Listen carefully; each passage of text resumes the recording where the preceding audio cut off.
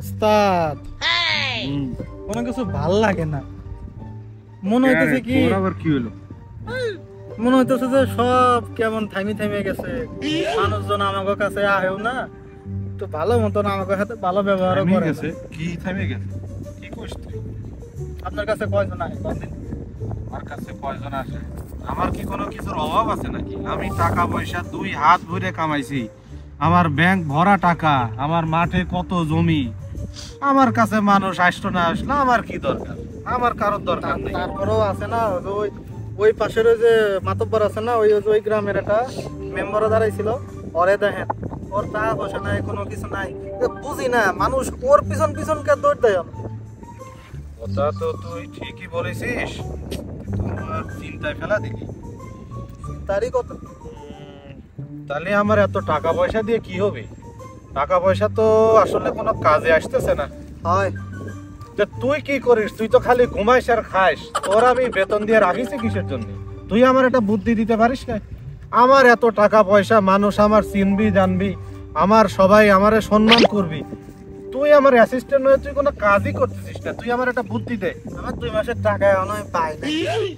2 মাসের টাকা না পেলে আমার মাথায় দিয়ে বুদ্ধি টুদ্ধি টাকার আস্তে তোর টাকার ব্যবস্থা করে দেবানি, তুই বুদ্ধি দে আগে।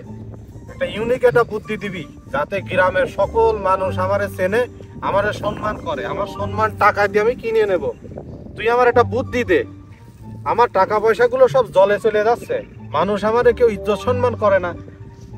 তুই একটা বুদ্ধি দে আমারে। আমি একটা কথা কই, হ্যাঁ বলেক। মানুষ হুম কখন মানুষ রে হুম মনে করেন যে আপনার কাছে আসে, হুম পাই পরে হুম জানেন, মানুষের সময় আপনার প্রয়োজন পড়ে মানুষের, তখন প্রয়োজন কখন পড়ে? যখন মনে করেন যে সিগনেচার করতে আসে। সিগনেচার মানে বুঝেন নাই?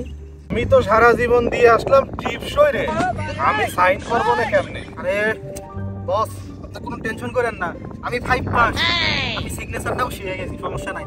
আমি আপনার এই সিগনেচার শিখে দেব না। আপনি একটা কাজ করেন, আমি আপনার বললাম কিন্তু সব সব বুঝা আছে, আপনি আমার কথা শুনেন। আপনি একটা কাজ করেন, আপনি হইতাছে ওই চেয়ারম্যান দেখা নেওয়া যায় কিনা। কি কইস তুই? এটা চেয়ারম্যান? আমি চেয়ারম্যান হবো? কি হইছে এটা? আপনার টাকা আছে, আপনার সমস্যা কি? আপনি চেয়ারম্যান যদি হন, এই এলাকার যত মানুষ আছে সব আপনার কাছে চলে আসবে। এই যে পায়ে ধরা থেকে শুরু করে মাথা গোটা পর্যন্ত সব হয়ে যাবে, আপনার টেনশন নাই কোনো। আপনি খালি একটু দান খয়রাত করতে, বুঝছেন? কি কইস তুই এগুলা? আরে চেয়ারম্যান সাহেব, এই আমি কি চেয়ারম্যান হইছি না? বাবাজি সব সময় না তুই বেশি চাপাবাজি করস। আরে এত তেল মারস কেন মানুষের? শুনুন শুনুন, আমি হ্যাঁ। আমি বলি, আপনার টাকা বেশি, আপনি চেয়ারম্যান অটোমেটিক টাকা বেশি আমার, এটা ঠিক আছে, এটা মানি। আপনি চেয়ারম্যান ধরেন হয়ে গেছেন, লিখে নেন আপনি চেয়ারম্যান হয়ে গেছেন। কি কইস? আমি চেয়ারম্যান? হ্যাঁ তবে ওরে আল্লাহ, তুই কইস কি এটা? দেওয়ালেরও কান আছে, বোঝেন না? ও, আরে তো খোলা জায়গা। হ্যাঁ। আচ্ছা এই আপনি কিছু দান খয়রাত করেন, বুঝছেন? দান খয়রাত করলে কি হবে? ওই মানুষজন ধরেন দেখবে যে হ্যাঁ এই মানুষটা দান খয়রাত করতেছে।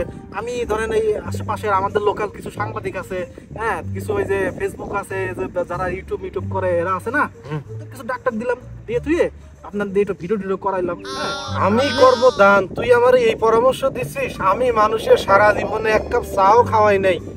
আমি মানুষের পিছনে 1 টাকা খরচ করতে রাজি না। টাকা খরচ করা ছাড়া অন্য কোনো বুদ্ধি থাকলে তুই সেটা আমার দে।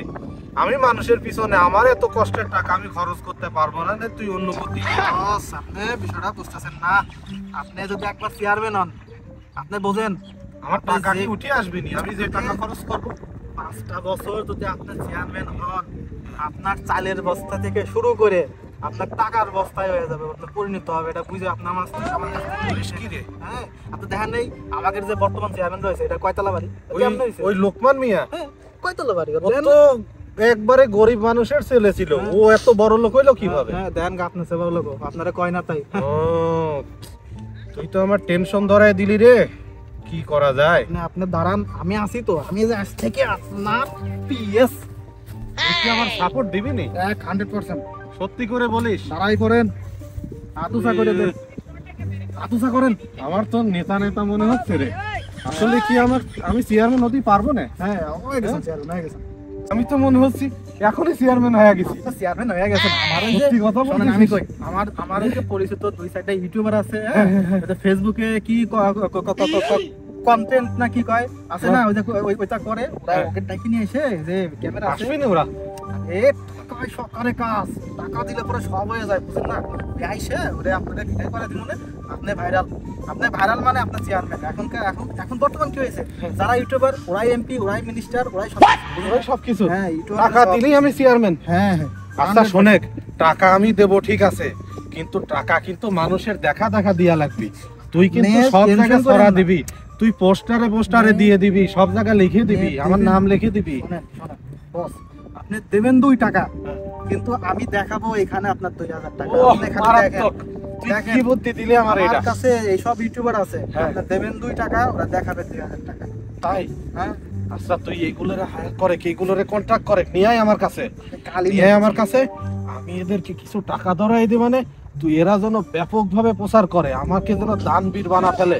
আমার দানবীর হওয়ার খুব শখ রে, অনেক দিনের খুব শখ। ঠিক ঠিক আছে, হ্যাঁ, ঠিক আছে, তুই এটা তাড়াতাড়ি করে ব্যবস্থা করে, চেয়ারম্যান এবার আমার হওয়াই লাগবে। ঠিক আছে। তুই যেহেতু দিছিস, আমার পাশে কিন্তু তো থাকা লাগবে নি।